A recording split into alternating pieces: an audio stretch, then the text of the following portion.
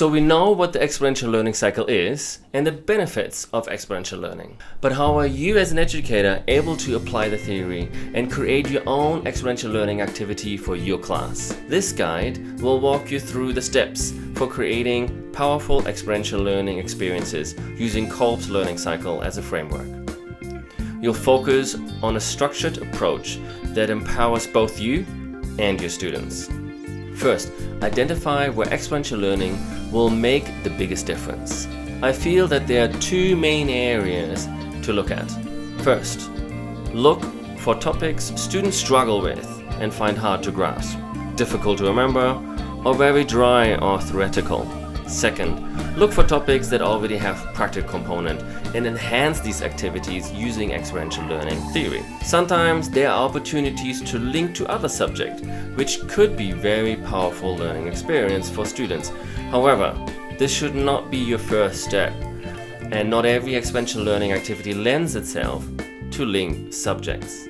So only worry about that when the opportunity presents itself. Next, clarify your purpose. Identify the specific learning objectives, aims, or syllabus points that you want students to achieve by completing the experiential learning activity.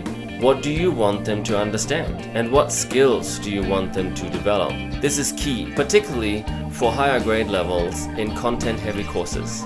A clear link to specific learning objectives, aims, or syllabus points is allowing students to see the purpose of the activity, which in turn will increase student buy-in. Also, as an educator, the link to specific learning objectives, aims, or syllabus points will help you to plan the experiential learning activity and ensure that the activity is not an add-on, but used purposefully to deliver the content of your course in a way that allows students to gain a deeper understanding and retain knowledge of concepts for longer.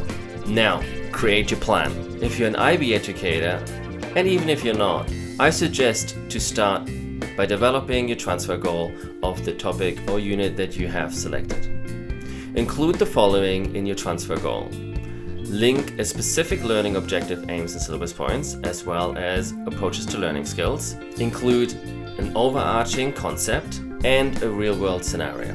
Next, plan the practical part of your activity in such a way that it is a new task or a new way of approaching the task in the classroom or outside the classroom. This is your concrete experience, so the activity is aiming to challenge students and make them think. There is an important part of this step that can often be forgotten, but can make a significant impact on students' learning, and that is to plan for extensions as well for that practical activity. And this is your active experimentation at the end of the cycle. So the practical extension should allow students to apply the concept that they have identified. Ideally, students are coming up with their own extensions, but depending on your time, equipment, or other resource restrictions, you may need to plan for some parameters and guide students in a certain direction.